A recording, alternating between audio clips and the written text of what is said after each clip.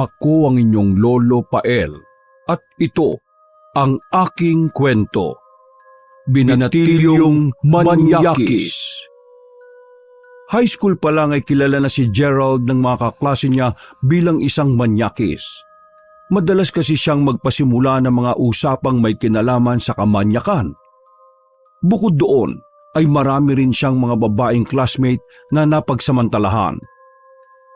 Binigyan na nga siya ng alias na Kidlat sapagkat napakabilis ng kamay niya lalo na sa panghihipo ng masiselang parte ng katawan ng mga babae sa kanilang paaralan.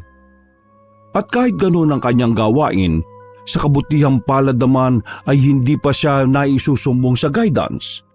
At dahil wala namang nagsasabi o nagtatama kay Gerald, kaya naman inakala niyang normal lang ang ganoong pag-uugali na nadala niya hanggang kalaunan. Nang tumungtong ang binata sa kolehiyo, ay mas marami pa nga siyang naging biktima. Mas malala na rin ang kanyang mga ginagawa na kung minsan sa kanyang nadadali ay sumasang-ayon na rin sapagkat hindi rin naman maitatanggi na malakas ang kanyang sex appeal. Sa parehong kababaihan at kalalakihan ay naa-attract sa kanyang kakisigan. Sa edad na 24, sa hindi inaasahang pagkakataon ay tumigil ng pag-aaral si Gerald sapagkat ang mga magulang niya na parehong nasa ibang bansa na siyang sumusuporta ay nagkaroon ng financial problem na nauwi sa hiwalayan. Napilitang siyang magtrabaho para matustusan ang sariling pangangailangan sa buhay at para na rin hindi na siya umasa pa sa mga magulang na tumigil na rin sa pagbibigay ng suporta. Nang araw na yon, pagka-uwi niya galing sa pinagtatrabaho ang fast food chain, ay isinalampak na lang ng binata ang sarili sa may kalumaang sofa na nasa sala. Ay, grabe. Nakakapagod tong araw na to. Ilang saglit pa'y itinihaya niya ang sarili at pasingkit matang tinanaw ang kisame. Ay, nako. Wala ba magtatanggal ng pagod ko ngayong araw? Hindi na niya halos na ituloy ang huling sinasabi sapagkat naramdaman niyang nag-vibrate ang cellphone sa kanyang bulsa. Sinyalis na mayroong nag-message. Pagkabunot ng cellphone ay kaagad niyang binasa ang mensahe at sa isang iglap lang ay parabang nawala ang pagod na nararamdaman niya. Napalitan niyo ng pagka-excite.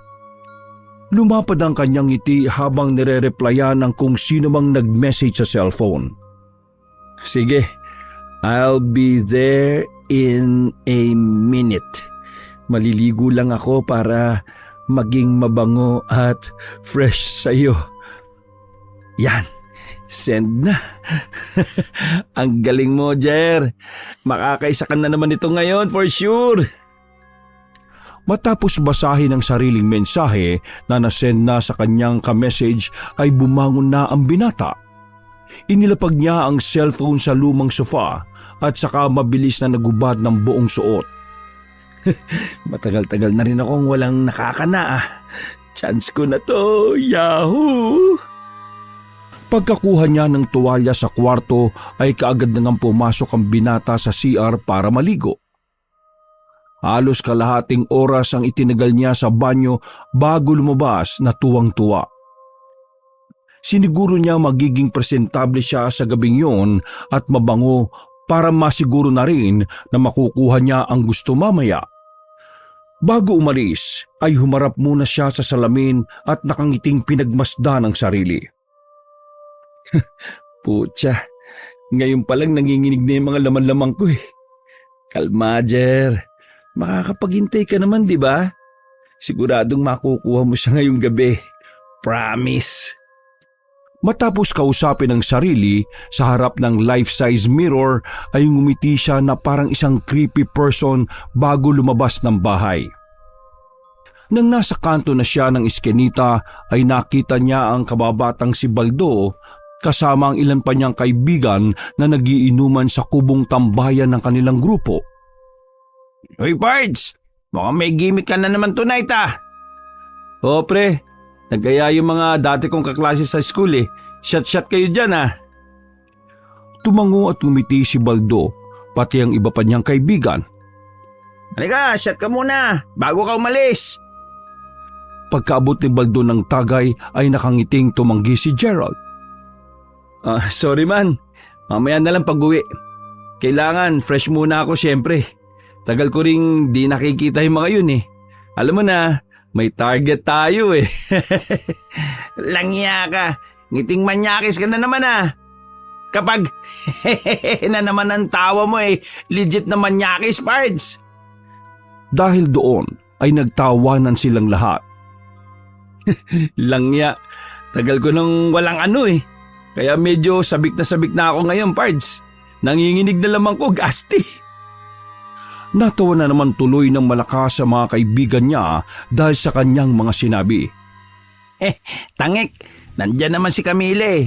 Di ba pastime mo kapag wala kang nadadaling ibang babae pinapalo-palo mo yung pet niya sa harap namin. Siraulo ka talaga sa kamanyakan eh, no? Napangiti na lang si Gerald sapagkat sanay na siya sa mga kaibigan. Gawain naman kasi niya talaga ang ganon lalo na kay Camila na madalas niyang manyakin at pagsamantalahan. Hindi naman kasi pumapalag o nagsusumbong ang dalaga sa kahit anong gawin niya. Kaya sa tuwing nakikita niya to ay palagi niyang minamanyak. So paano, Pards? Alis na muna ako ah. Mga pare, kapag nandito pa kayo mamaya, makikishot ako. Sagot ko pa isang bote. Sige ba? Kaso malamang yan eh, naka-check-in ka na naman. May bago ka na naman babaeng paiiyakin sa sakit at pauwing hirap sa paglalakad. Matapos magtawanan ng buong grupo, ay lumakad na nga palayo si Gerald hanggang sa marating niya ang pinakakanto ng kanilang lugar. Habang naghihintay ng sasakyan sa waiting shed, mula sa hindi kalayuan ay nakita niya ang isang matandang babae. Nakasuot ng pulang plain na bestida na medyo kumikinang-kinang dahil sa glitters. Medyo kulubot ang balat ng matandang ginang, subalit maputi ang balat nito na halatang may kaya sa buhay. Tiningnan niya to simula sa paa hanggang sa ulo at nang magtama ang kanilang paningin ay medyo nakaramdam siya ng pagkailang sapagkat tila ba masama ang tingin ng matandang babae. Pagkaiwas niya ng tingin ay eksakto naman na may dumating ng sasakyan at nang humintuto sa harap niya ay umupo siya sa tabi ng driver's seat. Bago umalis ang sinasakyang jeep ay napasulya pa ang binata sa kaninang kinaroroonan ng matandang babae, subalit bigla na lang tong nawala na parang bula. Napaangat kilay na lang siya ng pasimple. Hindi na naisip pa ang tungkol sa bagay na yon dahil nagbayad na siya ng pamasahe at saka muling nag-check ng kanyang cellphone. Pagkabasa sa message ng kanyang ka-meet up ay napangiti siya at tinawagan. Nakasakay na ako ng jeep. Bago mag 9 PM nandyan na ako, promise. Oo nga, walang harong biro. Naririnig mo naman siguro yung tunog ng sasakyan, di ba? Okay. O sige, mamaya na lang ako magme-message kapag nasa meeting place na ako. Ingat din kayo. Thank you. Pagka-drop ng call ay abot langit na naman ang ngiti ng binata. Malakas kasi ang pakiramdam niya na makakascore siya mamaya kaya't hindi maiwasang mga tug ang kanyang mga tuhod na kinokontrol niya lang dahil nakakahiya sa driver ng jeep. Matapos ang mga 5 minuto, katulad ng sinabi niya sa kausap, ay narating nga ng binata sa meeting place bago mag 9:00. Nang nasa tapat na siya ng isang bar, ay nakita na niya kaagad ang isa sa mga kaibigan at kaklase noong nag-aaral pa siya ng kolehiyo. Martin, nandito ka rin pala? Kasama ba sila Shirley tsaka yung iba pa? Tila hindi na nagulat si Martin nang makita siya. Matapos itong itapon sa sahig at tapakan ng sigarilyong nangangalahati pa lang ang sindi, ay inaya na nito si Gerald na pumasok sa loob. Nang magkakasama na sila, pagkakita ni Gerald sa bihis at itsura ni Shirley ay nakaramdam na naman siya ng kakaibang kalibugan sa katawan. Mas lalo siyang nasabik pagngiti sa kanya ng dalaga, kaya hindi na nga nagpatumpik-tumpik pa si Gerald. Tinabihan niya si Shirley at binakuran na hindi naman na ipinagtaka ng mga kasama nila. Alam na alam kasi ng mga kaklase noon ni Gerald kung gaano siya kahayok sa laman. Kilalang kilala siya bilang poging manyakis. Nang magsimula na siyang makisaya at makiinom sa mga dating kaklase, pasimple niyang idinikit ang sarili kay Shirley na wala namang pakialam sa nangyayari. Pagkatapos noon ay pasimple niyang binulungan ng dalaga. "Chill lang tayo ha." Humarap sa kanya ang dalaga at tila may nanghaharot na mga mata siyang minasdan mula ulo hanggang sa gitna. Dahil doon ay hindi napigilang gumalaw ang gitnang bahagi ni Gerald na ikinutuwa nila pareho. "Grabe ka mang araws ha." Dahil doon ay mas lalong idinikit ng dalaga ang sarili niya sa bisig ni Gerald para mas lalo itong mag-init. Napatagay tuloy ng marami ang binata habang pinipigil ang panginginig ng kalamnan na halatang sabik na naman sa pagnanasa ng laman. Simula nung high school, madalas nang magkaganon si Gerald sa tuwing hindi niya nagagawa ang mangmanyak ng kababaihan. Noon ay madali lang nawawala yon, subalit nang tumungtong siya ng kolehiyo ay mas lalong lumala ang panginginig na yon. Hanggang ngayon na kapag naranasan niya ay kailangan ding ora mismo ay magawa ang gusto niyang gawin. "Sumaglit tayo sa banyo, tara!" Mabuti na lang din ay game na game si Shirley sa kanya, kaya habang nagkakasiyahan ng iba nilang classmate at sumasayaw sa dance floor, silang dalawa naman ay sinamantala ang pagkakataon. Nagtungo sila sa CR subalit dahil sa maraming tao ay hindi nila nagawa ang kanilang gusto. Doon ay tila ba hindi na nakontrol ni Gerald ang panginginig ng katawan, kaya hinatak niya ang dalaga at dinala sa isang gilid. "Dito na lang tayo." Natigilan siya sapagkat hinawi ng dalaga ang kanyang kamay at umalma sa gusto niyang mangyari. Sapagkat kahit madilim ang bahaging yon na pinagdalhan ni Gerald kay Shirley, ay may mga tao pa ring dumadaan na malaking posibilidad na makita sila at makuhanan ng video. Akala ko ba G tayo kahit saan? Ano na?" Malakas niyang hinatak ang bewang ng dalaga at saka ito ulit idinikit sa pader. Pagkatapos ay saka niya hinalik-halikan sa labi habang ang isa pang kamay ay unti-unti nang gumagapang papunta sa maselang parte ng katawan ng babae. Buong akala ni Gerald ay may sasakatuparan na niya ang mga nais, subalit biglang pumalag na naman at umalma ang dalaga. Mabilis itong pumiglas at nagbadyang umalis na sapagkat nahihiya siya na mayroong makakita sa kanila. Subalit hindi pa rin nagpapaawat ang lalaking hayok sa makabundong pagnanasa. Hinawakan niya sa kamay ang dalaga bago magsalita ulit. "Sige na, please naman." Pumiglas na naman ang dalaga kaya nakaramdam na ng pagkabana si Gerald. "Utya, ang arte bigla ah. Di ba sabi mo kanina gusto mo rin. Outdoor pa nga ang trip mo eh. Tapos ngayon aayaw-ayaw ka bigla. Pabebe ka naman masyado. Hindi mo panindigan yung kalandian mo sa message eh. Samantalang nung nasa school tayo, panay paramdam mo sa akin. Hindi ka nga nahihiyang ipahawak sa akin yung mga tinatago-tago mo eh. Tapos ngayon parang choosy ka. Ako na to si Poging Gerald, crush ng campus. Ngayon ko pa aayaw. Ngayon ko pa magpapakunwarin pa virgin, ihaliport ka rin naman. Isang malakas na sampal ang iginawad ni Shirley sa magkabilang pisngi ni Gerald, dahilan para matigilan ng binata sa pagsasalita.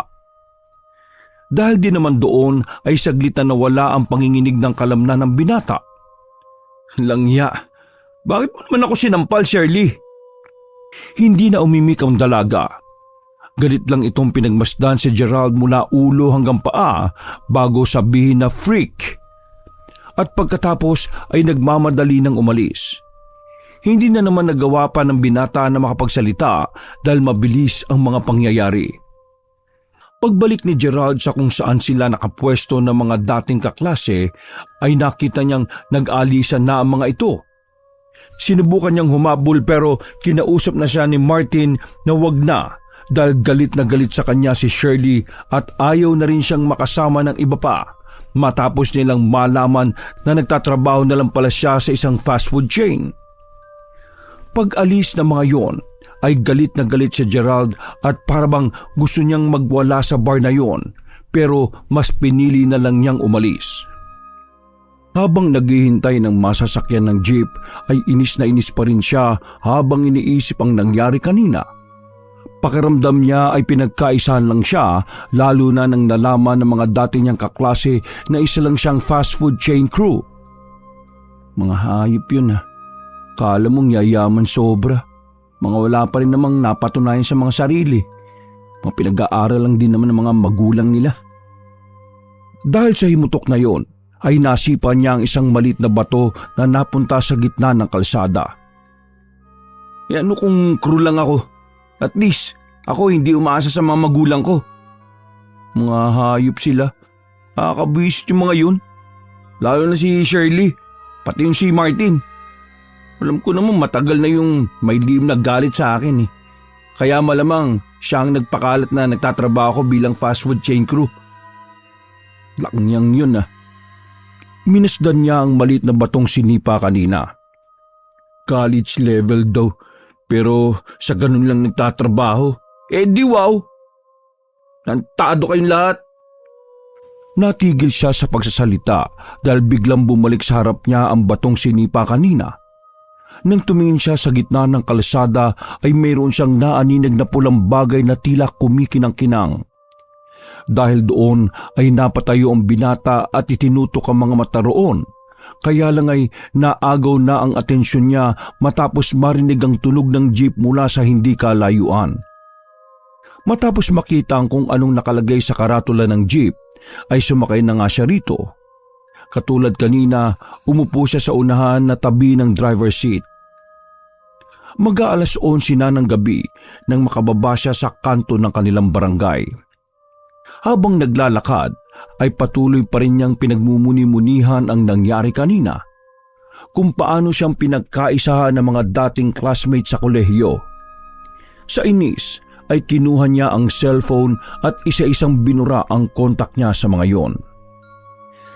Napabuntong hininga siya pagkalaon bago magpatuloy sa paglalakad, hanggang sa makarinig siya ng mahihinang yabag mula sa likuran. Saglit siyang tumigil at lumingon sa likod, subalit wala siyang nakitang tao kaya nagpatuloy na siya sa paglalakad. Maya-maya pa nga ay muli na naman niyang narinig ang mga yabag sa likuran na parabang mayroong taong sumusunod sa kanya. At sa ikalawang pagkakataong paglingon ng binata ay wala pa rin siyang nakitang tao. Sinundan niyo ng mahinang pag-ihip ng hangin, kaya naman nakaramdam ng kaba si Gerald. Dahil doon, nang magpatuloy siya sa paglalakad ay binilisan na niya ang pagakbang hanggang sa maaninag na ang kubo sa kantong paliko sa iskinita.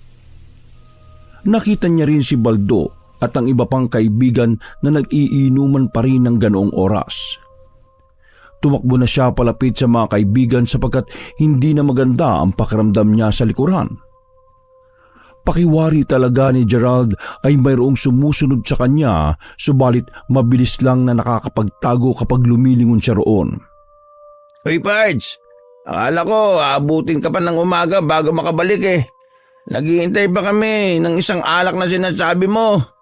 Sakto, paubos na to. Wala kaya kasamang chicks ngayon. Nasaan na yung target mo? Hindi na naituloy ni Baldo ang pagsasalita dahil pabalagbag na umupo sa tabi niya si Gerald at masama ang loob na inagaw ang tagay sa isa nilang kaibigan. Pagkalugok ng alak ay tila nanlulumo niyang iniabot ang baso sa kaibigan na kinuha rin naman kaagad. Sige Pards, mga pare, bibili pa tayo. Kahit hindi lang isa, kahit abutin mo tayo kinabukasan. Day off ko naman Yun, iba talaga ang isang Gerald. Gerald na poging manyakis yan Naghiyawan din sa tuwa ang iba pa nilang kaibigan matapos marinig na magpapaambon ng alak si Gerald. Mukhang nakadali ka ng matindi, Pards ah. Iba ka talaga, Pards. Tuwang-tuwa si Baldo habang inaakbayan ng kababata. Hindi naman umimik si Gerald at hindi na rin niya ikinuwento ang tungkol sa nangyari kanina na nakakadismaya sapagkat hindi niya nakuha ang gusto niya kay Shirley. Nagpatuloy nga ang inuman hanggang sa magkalasingan na ang magkakaibigan. Ilang oras ang nakalipas, pagsapit ng 3:00 ng madaling araw ay minasdan ni Gerald ang mga kaibigan dahil bigla na lang kasing tumahimik. Doon nga ay nakita niya mga yun na nagkanya-kanya na ng tulog. Pagkakita niya kay Baldo na nasa silong na ng upuan na tutulog, ay napaismid na lang si Gerald habang umiiling-iling. Ang hihina naman itong mga ang lalakas mag-aya kanina. Ay nako, bahala na nga muna kayo riyan. Mag-aalmusal na ako. Bukas na ng ganitong oras yung karinderya nila Camila eh.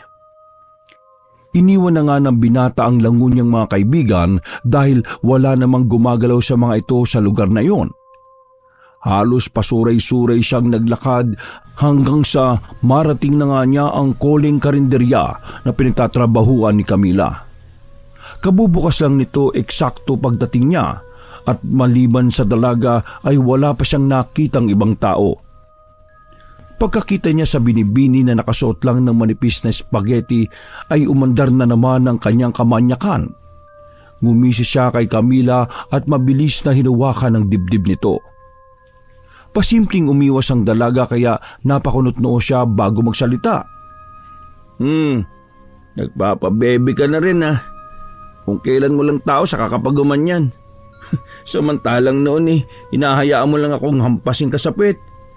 Sige na. Kahit isa lang. Inihanda ni Gerald ang nanginginig niyang mga kamay. Napatingin ang dalaga roon. Hanggang sa kalaunan ay nilapit na niya ang sariling dibdib. Hindi naman na nagpatumpik-tumpik pa ang binata. Nilamas-lamas niya ang malulusog na dibdib ni Camila hanggang sa panayuan siya ng pagkalalaki. Shit.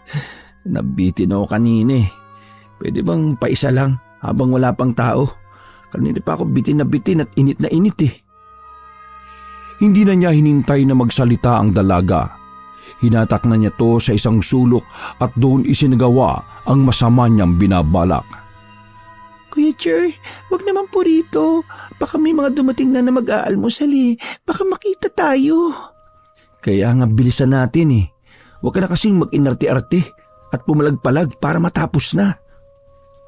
Nagsimulang maluha ang dalaga dahil sa ginagawang kamanyakan sa kanya ng binata. Ginusto niya pang manlaban subalit mas agresibo si Gerald dahil sa pagkahayok nito sa kamunduhan. Ilang saglit pa ay may hinang halinghing at ungol na lang ang narinig sa dakong yon.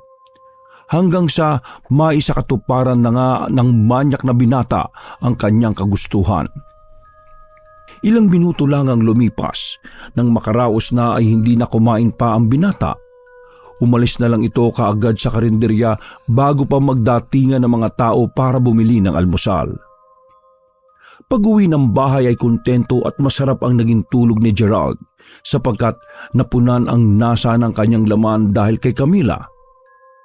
Eksakto 8:00 ng umaga ay nagising ang binata sapagkat nakadinig siya ng malakas na kalabugan mula sa kusina. Wala sa sarili siyang napabangon dahil doon. Dahil siya lang naman ang tao sa bahay, hindi niya alintana kung nakasuot lang siya ng brief habang ang mga damit ay nakakalat lang sa sahig ng kwarto. Ganun kasi talaga kung matulog si Gerald na kung minsan pa nga ay hubot-hubad talaga lalo na kapag mainit ang panahon. Ano ba yung ingay na yun? Nang mga pusa naman to. Sakit-sakit pa ng ulo ko eh. Natigilan siya matapos maaninag ng inaantok pang mga mata ang ilang pulang glitters dun sa sahig paglabas niya ng kwarto. Oh, bakit may mga glitters dito? Habang naiirita at kumakamot-kamot ng ulo, ay sundan niya ang pulang glitters hanggang sa bukana ng kusina. Doon ay mayroon siyang naaninag na tila pulang bestida na parabang nakalutang.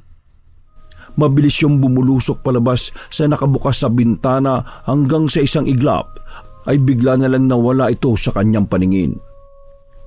Dahil sa nakitang yon ay nawala ang antok ni Gerald.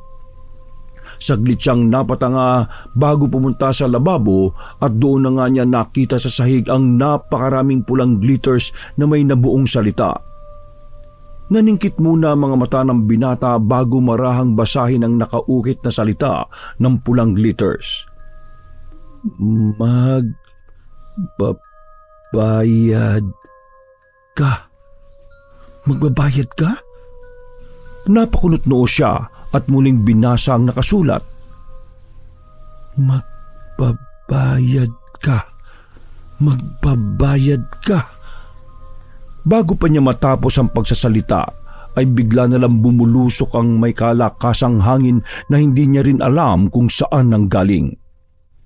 Sa isang iglap ay tinangay nito ang pulang glitters, hanggang sa bigla na lang din yung naglaho na parang bula. Hindi alam ni Gerald kung guni-guni ba gawa ng hangover niya ang nangyari, kaya matagal siyang napatanga sa kawalan habang pinoproseso ng isip ang mga naganap. Nak ng totseng, ano ba yun? Napahawak na lang siya ng ulo sapagkat muli yung sumakit. Marami kasi siyang nainom at inabot na rin ng madaling araw sa inuman. Ayoko na mag-inom ng alak talaga. Naupo siya sa kitchen set at inisip ang mga nangyari. Simula sa pagtaboy sa kanya ng mga college friends hanggang sa inuman nila Baldo at ang sumunod pa roon. Nang maalala niya ang ginawang kahalayan kay Camila ay bigla na lang siyang napangiti na parang baliw. Nangya. Oo nga. Wow!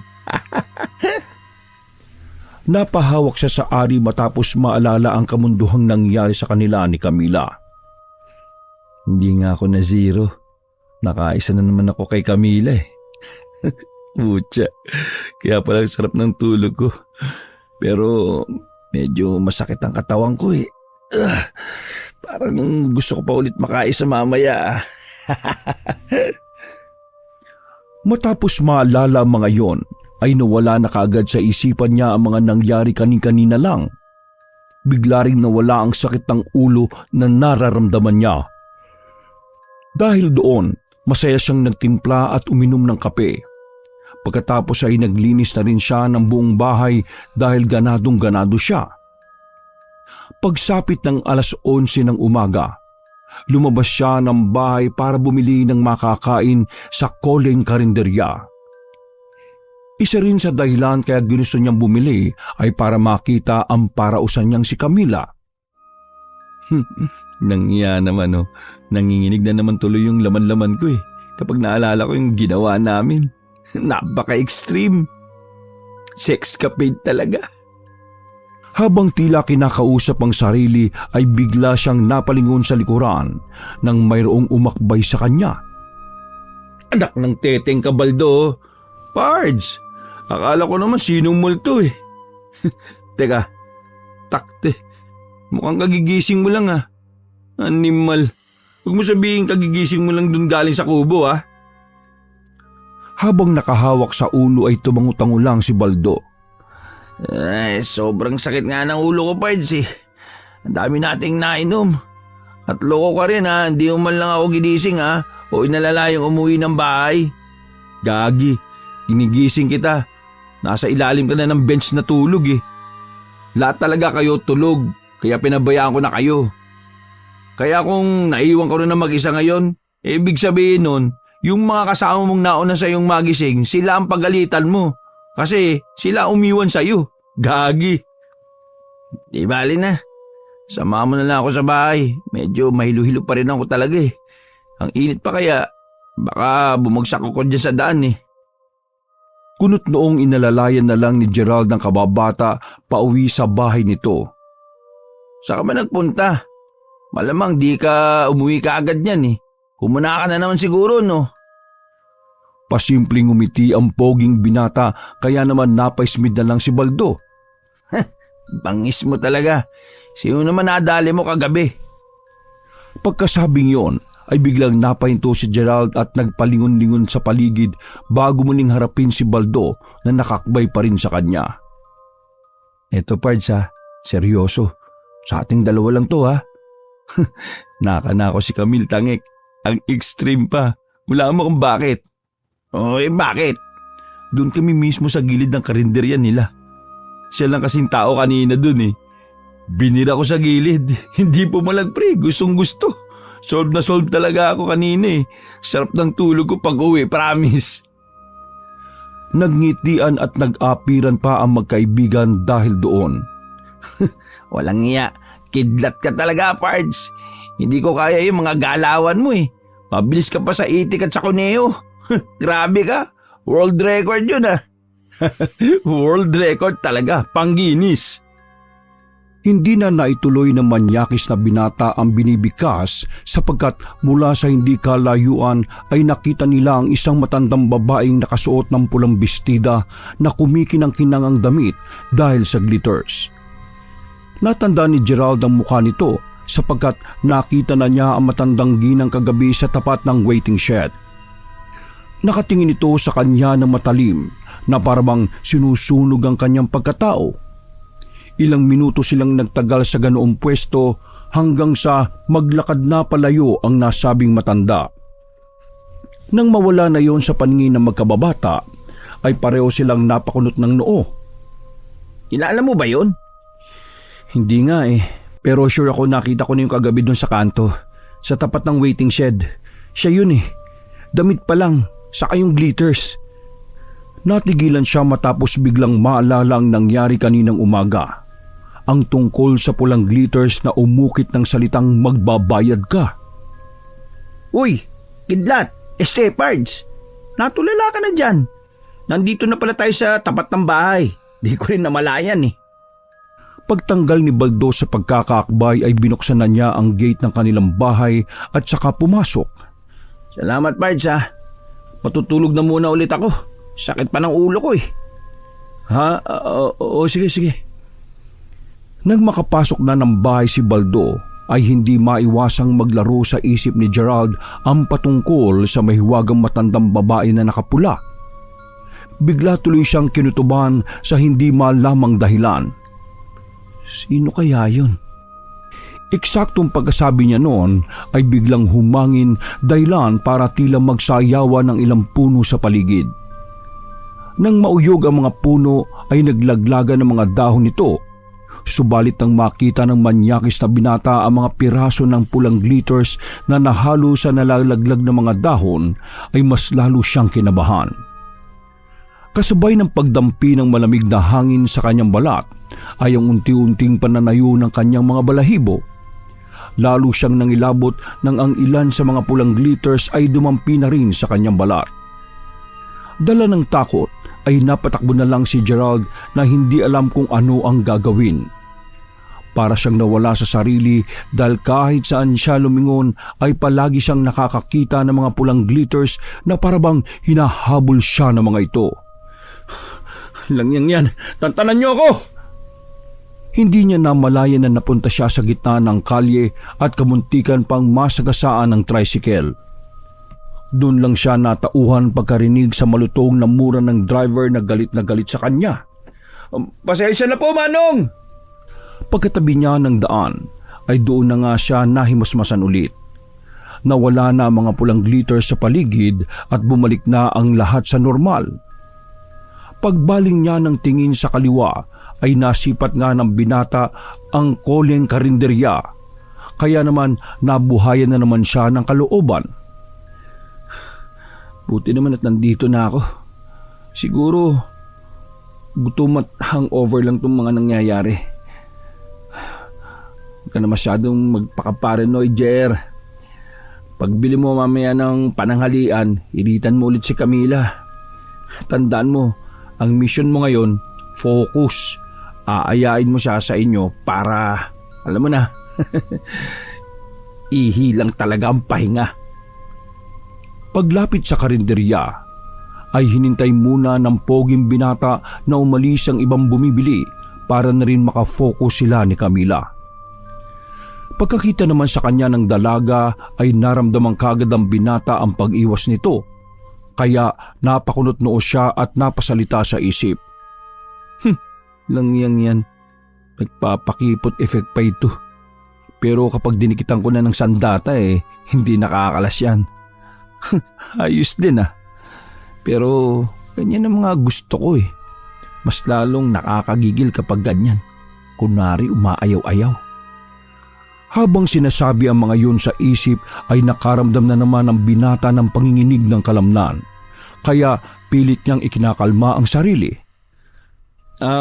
Camila, isa't kalahati kanina saka adobo Pahingi na rin ng sabaw kasi gusto ko yung basa Basang-basa. Parang alam mo na.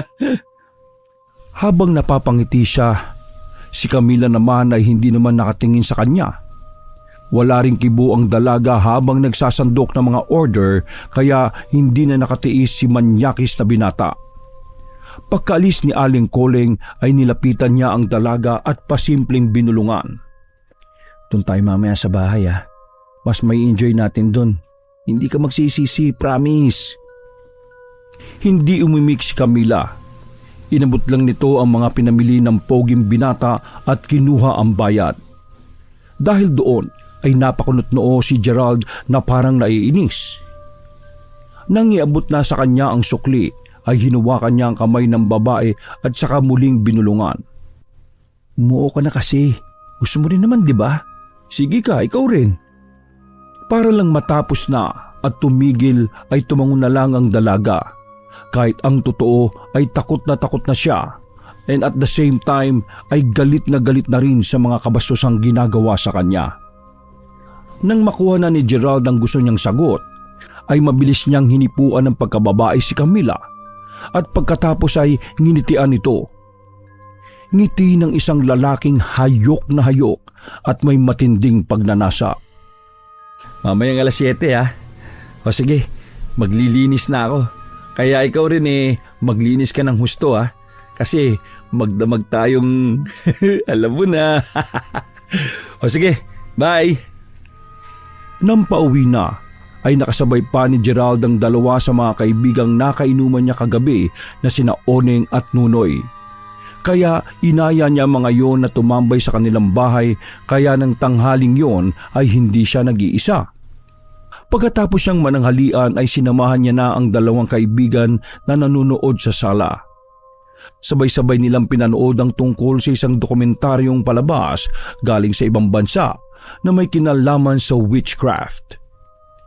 Nung una ay hindi siya interesado dahil hindi naman siya naniniwala sa mga ganoong klaseng bagay. Para sa binata, ang lahat ng mga kababalaghang bagay sa mundo ay palaging nasasagot ng siyensya. Habang lumalalim ang panonood ay hindi namalaya ni Gerald na nakatulog na silang tatlo. Nagising na lang siya eksakto alas 6 ng gabi at nakapatay na ang TV. Paglingon niya sa magkabilang single sofa ay nandun pa rin sina Oneng at Nunoy na mahimbing na natutulog. Gigisingin niya sana ang dalawa sapagkat alas 7 ng gabi ang usapan nila ni Camila kaya lang ay nakarinig na naman siya ng kalabugan sa kusina. Dahil doon ay nawala na sa isip niya ang dalawang kaibigan. Naglakad siya papunta sa kusina para alamin kung ano o sino ang may gawa ng ingay. Subalit nasa bukana pa lang siya ay napansinan niya ang pulang tela na parabang lumusot sa bintanang nakabukas na malapit lang sa may lababo. Napatanga siya at pinagmasdan ng pulang tela na unti-unting humuhulma ng isang imahe. Kasunod noon ay nagbagsakan ng ilang gamit na naroon na siyang dahilan pala ng kalabugan. Nang tuluyang mag-anyong tao ang pulang tela ay ganoon na lang ang gulat ni Gerald pagkakita sa taong kaharap. Ikaw? Paano kang nakapasok dito? Tumindig ng tuwid ang matandang babae na nakasuot ng pulang bestidang pinakikintab din ng pulang glitters. Ang maputi subalit kulubot nitong balat ay tila ba na-stretch na lang bigla na lalong ikinagulat ng poging binata Dahil sa isang iglap ay kuminis ang matandang babae. Kalaunan, tumalim ang tingin ng matandang babae kaya napatras ng bahagya si Gerald. Subalit natigilan din ng bigla yung umimik.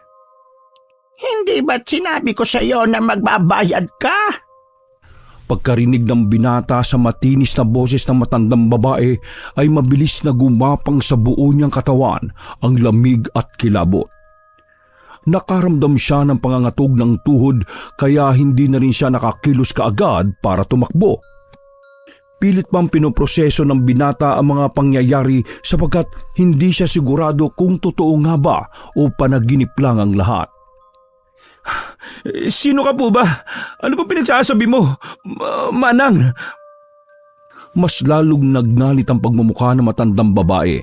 Kaya tila nagliyab ang mga mata nitong nanlilisik na nagdala naman ng matinding kabigatan kay Gerald. Pagbabayaran mo ang mga ginawa mo. Simula sa oras na ito, sisingilin ka sa lahat ng kasalanan mo at pagbabayaran mo yon. Pagkatapos ng mga katagang yun ay mas tumindi ang lamig at bigat ng kapaligiran. Nagwika ang matandang babae ng mga salitang hindi mauunawaan ni Gerald. Subalit habang pinakikinggan niya yon ay hindi maipinta ang hilakbot na nararamdaman niya. Nang matapos na ay biglang ngumisi ang nakapulang matanda at pagkatapos ay muli siya nitong pinagwikaan. Patuloy kang maghihirap hanggang hindi mo pinagbabayaran at pinagsisisihan ng taos sa puso ang mga kasalanan mong ginawa. Magbabayad ka! Sa isang iglap ay tila nagkalat ang mga pulang glitter sa buong bahay kasunod ng biglang paglaho ng misteryosang matanda. Dala ng takot na nararamdaman ay umalis na nga ng kusina si Gerald. Subalit pagdating sa sala ay sinalubong siya ng dalawang nakakatakot na nilalang. Ang nasa kanan na isang matabang Ginoo na kasing laki niya lang at wala itong mata, ilong o tenga. Puro bibig lang. Ang mas nakakagulat at nakakagimbal ay ang buong palibot ng mataba nitong katawan ay napupuno ng iba't ibang laki at klase ng mga bibig na dumidila-dila. Ang nasa kaliwa naman ay isang matangkad na Ginoo na napakapayat. Wala naman tong ilong, tenga at bibig. Purong mata lang. At katulad ng nasa kanan ay buong palibot ng payatot nitong katawan ay napupuno ng iba't ibang laki at klase ng namumulang mga matang panay ang pagkurap. Dala ng matinding tensyon dahil sa nerbiyos ay halos lumobo ang ulo ni Gerald pagkakita sa dalawang nakakatakot na nilalang. Nasuka rin siya sapagkat kakaiba ang amoy ng mga yon. Para bang nanggagaling sa pinakamalalim at pinakamabahong imbornal.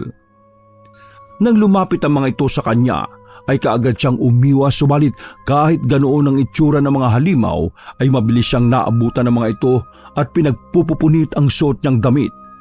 Hanggang sa wala na siyang matirang saplot sa katawan. Tulong! Mga kapitbahay, tulong! May mga halimaw! Sinasalakay ako! Tulong! Pilit siyang nakipagbuno sa mabibig at mamatang halimaw hanggang sa pare-pareho silang natumba sa sahig. Parang awa niyo na! Tulungan niyo ako! Oneng! Nunoy! Nasaan ba kayo? Tulong!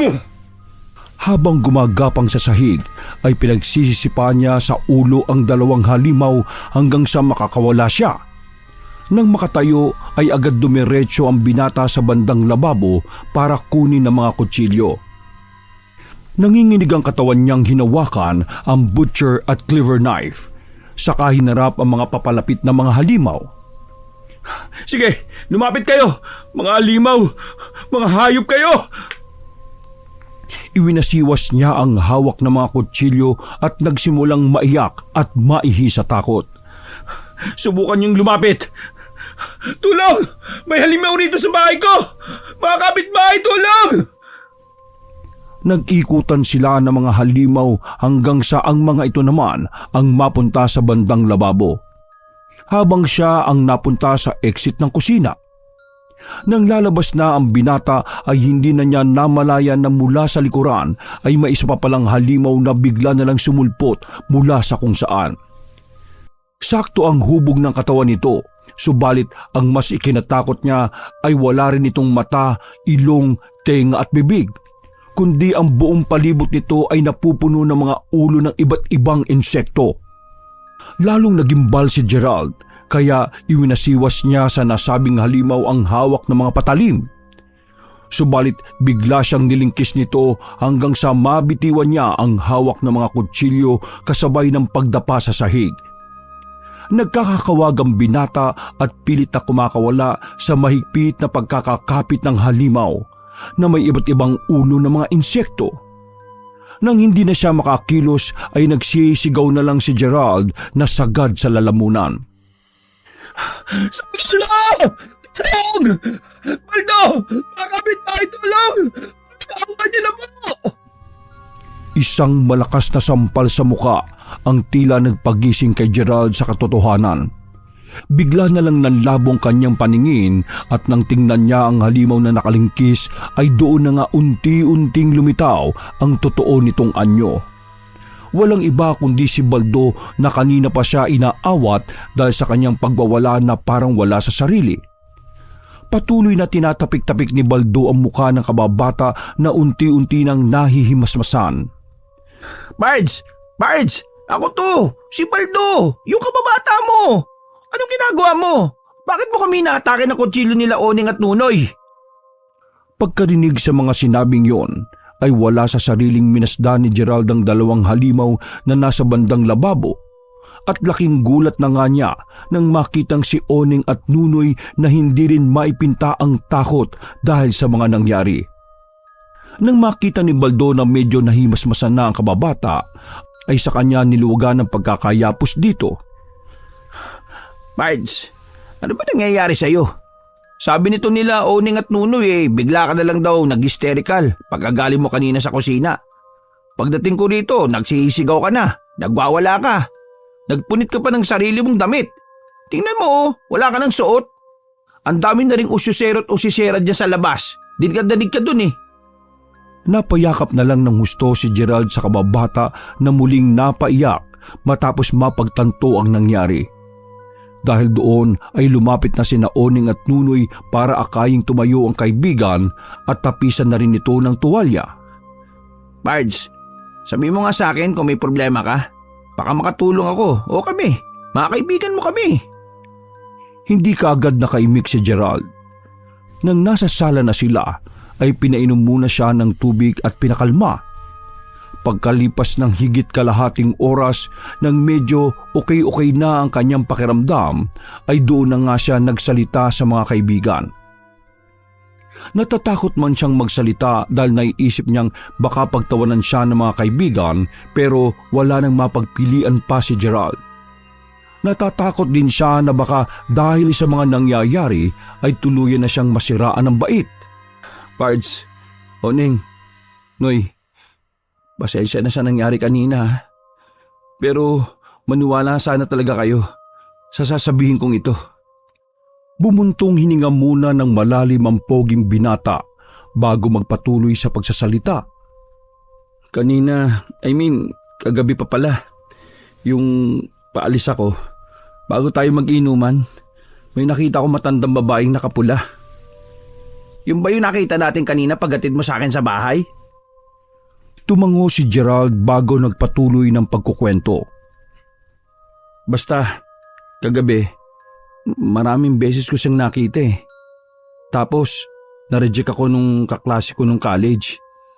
Wala talagang nangyari sa amin kasi nagalit sila sa akin At nagsabing wag na akong sasama sa kanila. Kaya umuwi akong dismayado nun.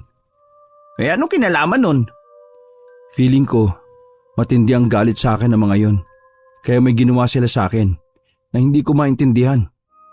Kaya pagkatapos kong makita ulit kanina yung matandang babae dyan sa kusina, matapos sa mga sinabi niyang magbabayad ako sa ginawa ko, bigla na lang naglitawan yung mga nakakatakot na halimaw. Yung mga halimaw na nakita mo, kami lang pala yun? Takot na napatango si Gerald. Langyang yan, Pards. Delikado nga yan. Napailing na lang si Baldo habang hinahagod-hagod ang likuran ng kaibigan.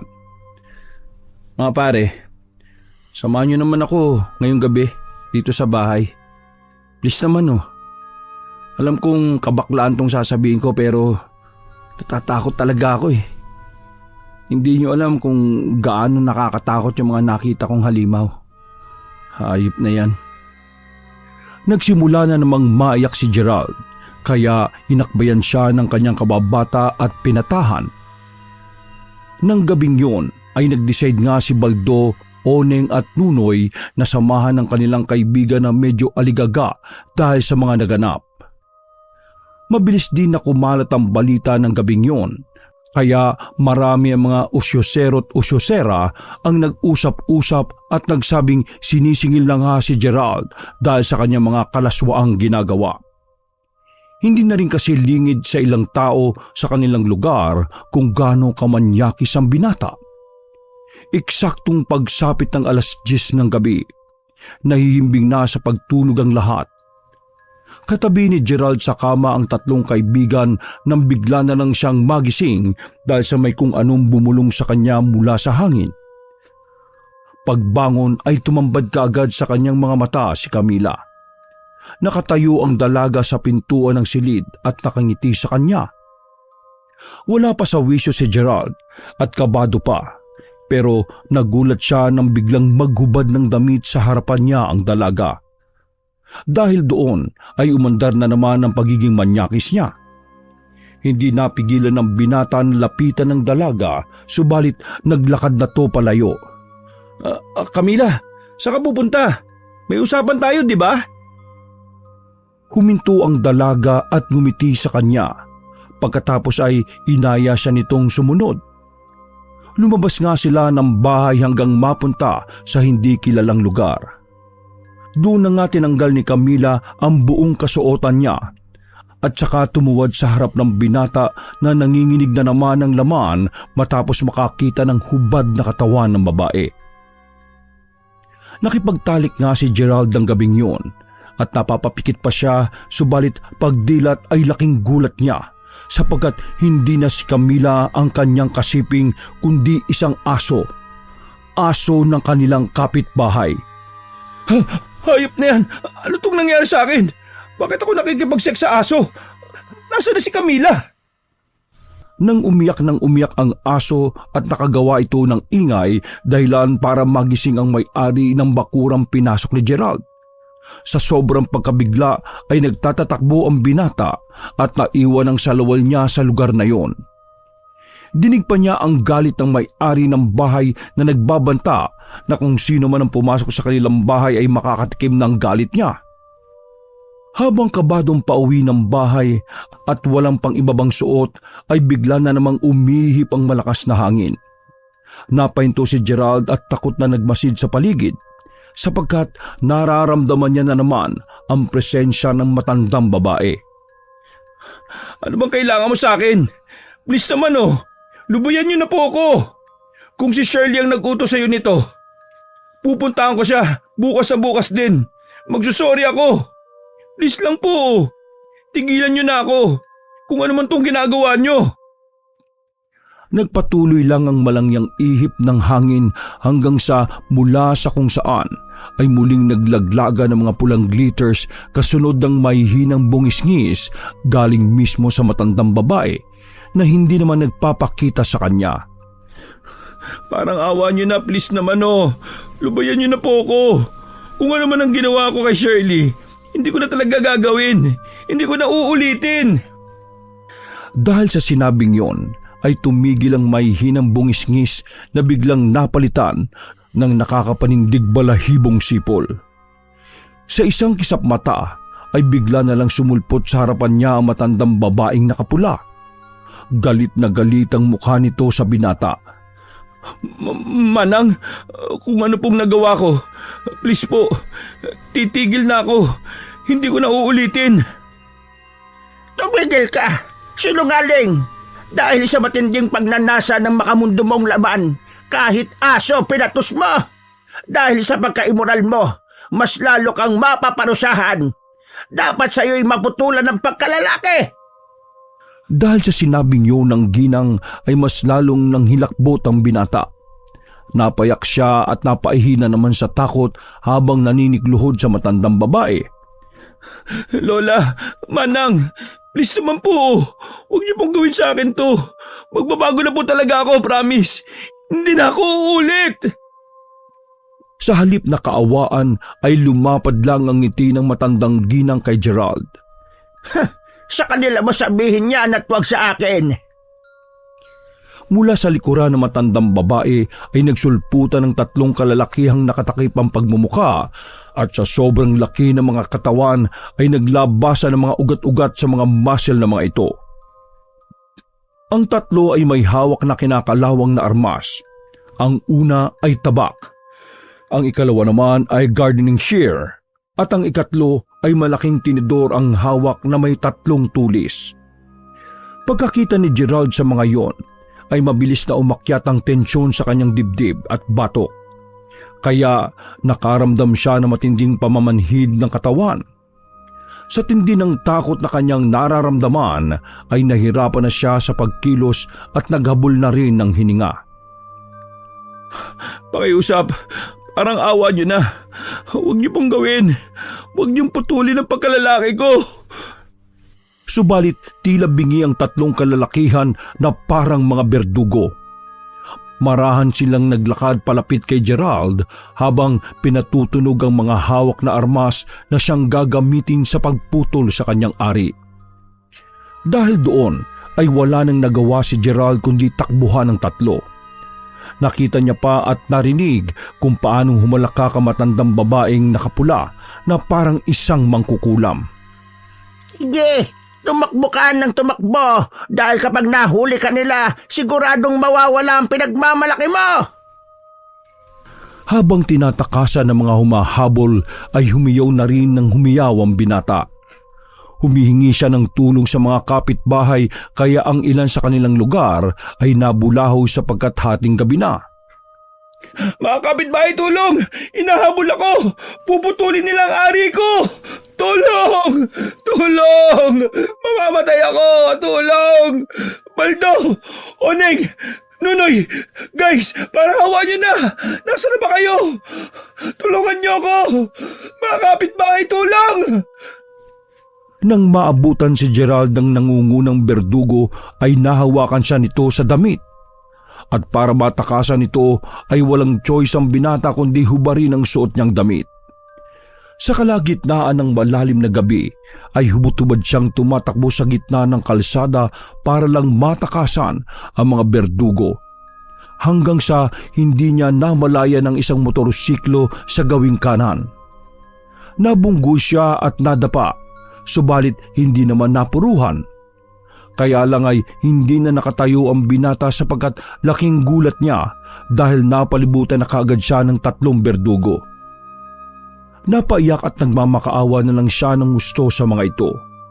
Nanikluhod siya na huwag putulin ang kanyang pagkalalaki.